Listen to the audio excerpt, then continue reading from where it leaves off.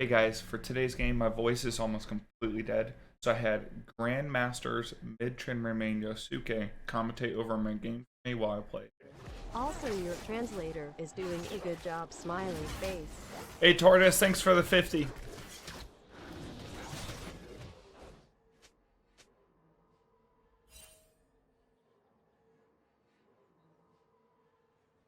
Oh, damn. Effing nipples. Thank you so much for that 50. Thanks for helping out. I think it was a great idea and very kind of me. You know what's also very kind? You are very kind, and I thank you for that. Thank you. Really do appreciate it.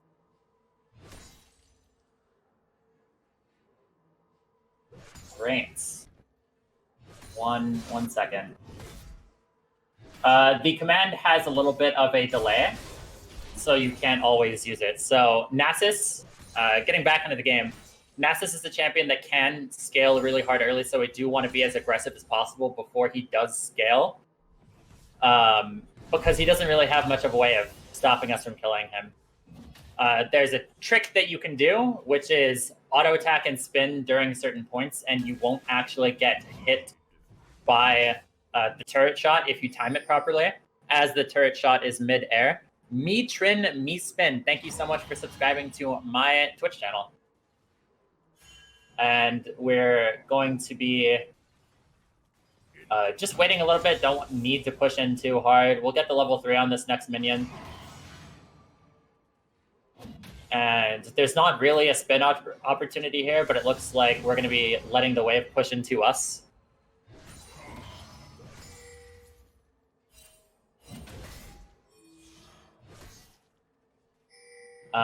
So now that the wave is pushing back into us, we'll eventually be able to get to the point to where we can deny him CC and should be able to get a jungle gank if Kindred doesn't die, but she can just go straight into there. Wrist, he's a Garen main streamer. I bunked with Wrist at TwitchCon. He's a very cool guy. I would recommend checking his content out after he gets back into streaming. He's taking a break right now. An ally has been slain. All right, so we'll get that, and don't need to commit for the trade too hard, because even though we do have lethal tempo, Wither is very strong, and we still have the ability to keep the wave on our sides of the map. Yellow Yoshi, thank you for gifting 2 tier 1 subs to Legendary, or 2 tier 1 subs to Legendary Snowman and Majtad 1. You guys are pretty cool. And since Kindred is here, we should still be able to win the 2v2 because Fog's got a lot of damage on that, and we'll be able to get that kill. And if Kindred, nope. All right. Perfectly fine with going for the 1-for-1. The wave is still pushing on our side, especially since we have the cannon, so can just get it back, get our items, and then be stronger than Nasus. Now, if I was Nasus right here and I still have teleport, I would teleport on the wave right away and try to get it pushed into turret, so that there isn't the ability of getting the freeze on them. Yeah, that's the point of the cheater recall, is that there's still the potential of being in the brush. Nasus doesn't know whether or not we're backing. So he has to take a gamble if he does want to make that play happen. Why do I use Phase Rush instead of other runes? It gives you more options, because not only can you play the split push, but your team fight is a lot stronger because you have higher target access to carries. And also it allows you to play more aggressively in the side lane, because if they ever send too many people to you, you can just proc Phase Rush and get away. So you can play higher up, further up. Falconer287, thank you for subscribing to my Twitch channel. And we're getting the dive here because Nasus used his Wither at a disrespectful time. The jungler is bot lane, so we should be able to go there. Triumph plus Q timing is important. Yes, so with Triumph and Q, it's enough to survive the turret shot as long as it's not completely fully stacked. And we are going to be going for Linguini Blade right now, even with a fully stacked turret. We live? Yes. Okay. So Triumph plus a stacked turret, since Triumph gives you more health the lower you are. You're able to survive the full turret shot at the end, which is really just something that comes down to experience. I'd recommend any of you guys who want to try that out just to keep on turret diving and keep on dying as much as you can, just to get the practice in. That's what matters. And he was going a little bit up aggressively, since it can be a little bit hard to kill Nasus at this point, even though we have 2 kills on him. Getting Tiamat just pushing out the waves, and a big ideal would be to invade the topside jungle and do farming. Do I take Triumph as a secondary rune? Since I take Phase Rush, I find it more valuable to take Legend Tenacity and Last Stand, just for the damage and the anti-CC, so that you can overall just get more auto attacks off.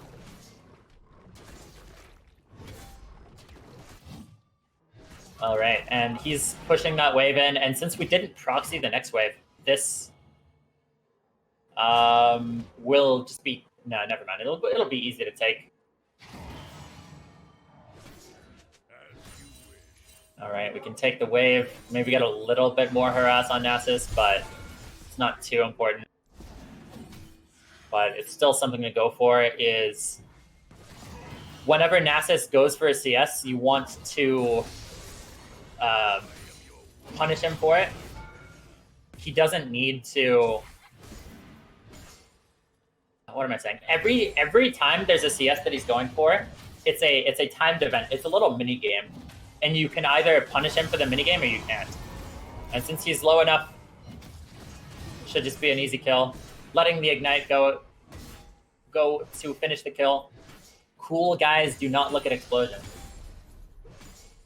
and it's easy for you to back off. If you want to ask me questions, Solantix, do it in Fog's channel.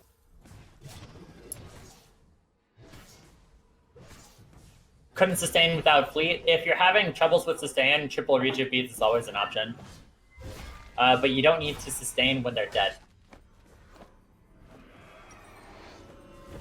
Alright, so we're going to be building more into the Linguini Blade. Maybe getting some boots too. Boots are always valuable.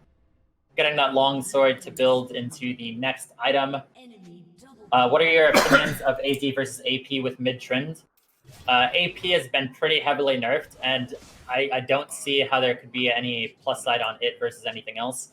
The rest of our team is feeding, and Nasus can eventually get to the point to where maybe we don't kill him, but we should still be able to kill him for the next long while. So our team isn't doing the best, just like last game, but we can still easily get this game up. Plat Shenmen and I always win lane versus Trend is because of matchup or that the Tryndamere players are not playing correctly. I mean, if they're in Plat, nobody in Plat plays correctly, so... matchups are different at different elos. As an example, I see a lot of lower level Tryndamere players complaining about the Garen matchup, but Garen players often ban Tryndamere because Tryndamere is an impossible matchup in higher elo. I run Phase Rush even when I'm top lane because I don't necessarily always play for the lane. In a lot of matchups, lethal tempo is going to be better in lane. But Phase Rush gives you the option of team fighting, and that's always something that's valuable. Or just playing more up and aggressively. We get the flash out, and we had the Triumph plus Q, so we were able to survive the last turret shot. And Kindred was smart enough to come force the punish on the top lane. As a jungler, you generally want to be ganking the lanes that are ahead and getting them more ahead, as opposed to trying to salvage lanes that are already behind, because oftentimes they could just 2v1 you. If Kindred goes bot, it wouldn't be out of the question to have Draven just kill all of them.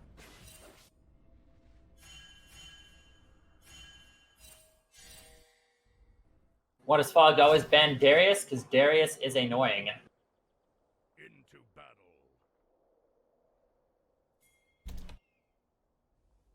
Ban what you don't like playing against. Yeah. I don't think that there's anything that you should explicitly ban.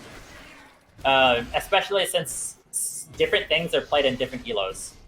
Like, I ban Syndra or Zoe because in high elo, there's a lot of really, really good Syndra and Zoe players. But those champions are hard to pilot, so I don't think they would necessarily be useful champions to ban in low elo. So just ban whatever you personally have the most issues with. Is going Inspiration second ever viable? I don't personally do it, but there is definitely value in it. It's not a bad option to go with. For the 45 CDR, and then also just for the free boots. Since Nasus is really hard to kill at this point, it might be useful to go for the grouping and playing other parts of the map right now. Like as an example, with this Rift Herald, we are going to be able to get the mid turret before 14 minutes, so there's also a lot of plays that we get right there, which gets us even more ahead. And able to get this turret, and maybe killing the turret fast enough should be able to get another proc onto the turret. And a big reason why we're going Tiamat now is just because it allows us to push waves faster and make these rotations just a couple seconds quicker. Which a couple seconds is so valuable in League, it's so important.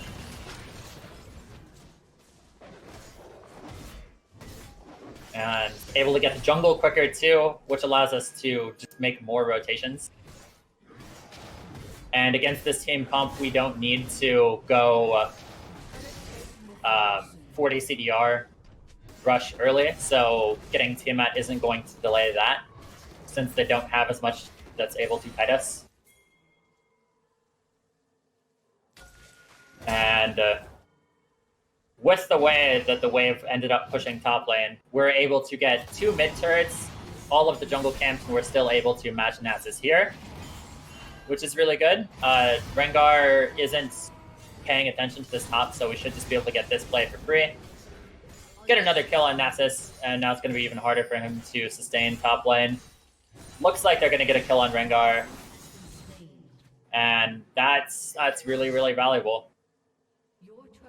Now, the enemy team comp isn't the strongest scaling comp in the world. Rumble is a very heavy mid-game champion. Draven has a lot of kills, but Draven isn't impossible to... He's not a hyper carry like Vayne, Kog'Maw, etc. So this game is still super, super wide open, especially since we're so far ahead.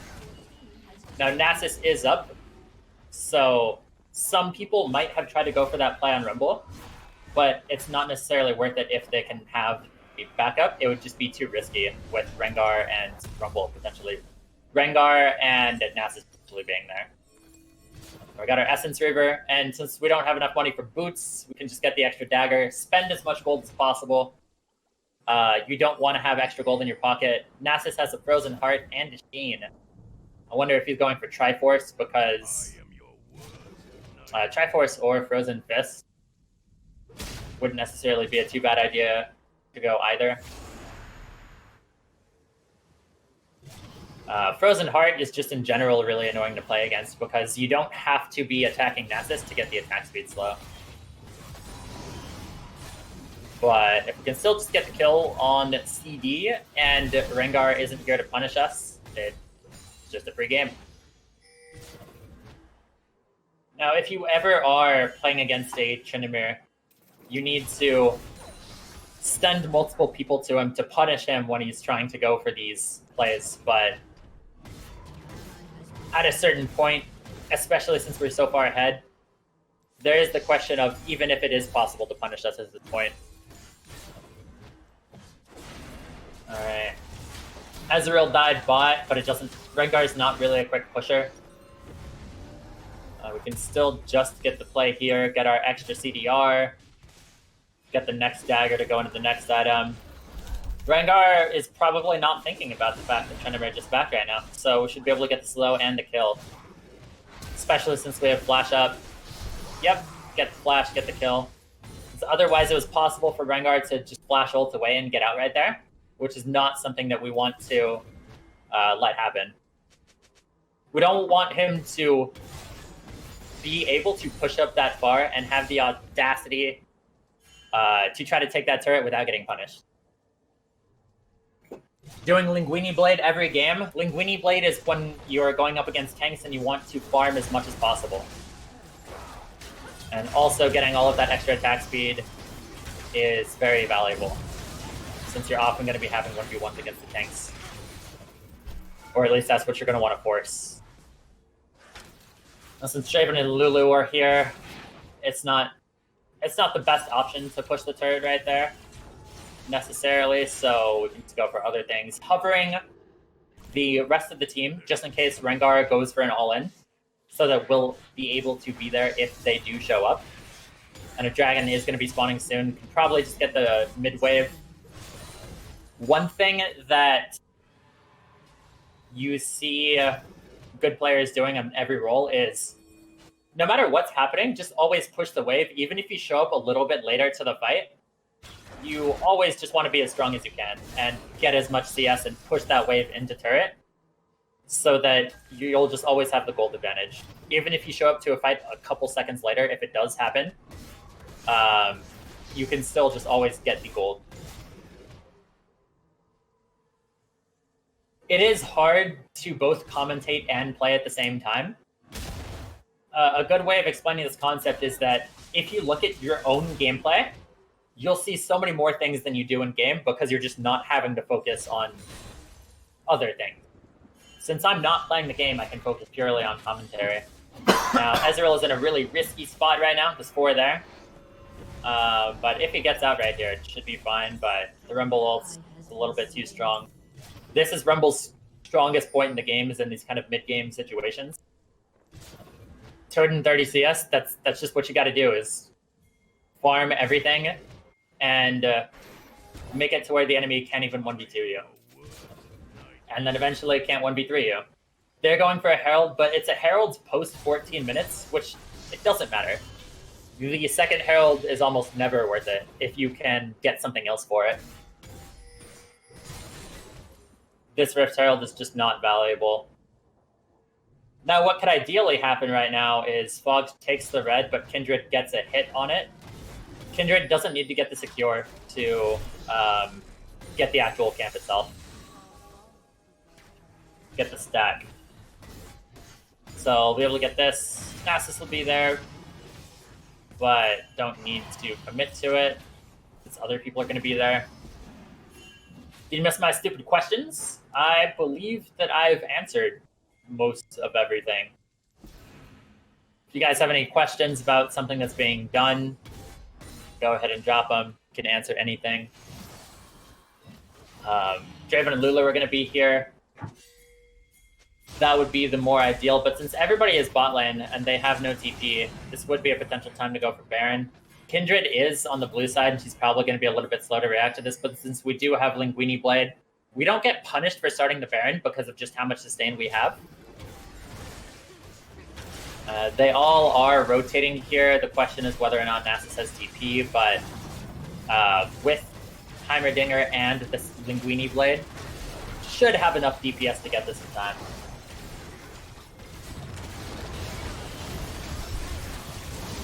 The biggest thing you can see is the eye test. Any of these graph sites that look at how good a player is, none of them matter. What matters is the eye test. And me and Fog just play fundamentally different champions with different goals, different ways of playing the game. It's really hard to compare the playstyles since we're not really playing the same champion fundamentally. Mid Tryndamere with Phase Rush has completely different win conditions and ways of playing the game than top Tryndamere with Tempo does.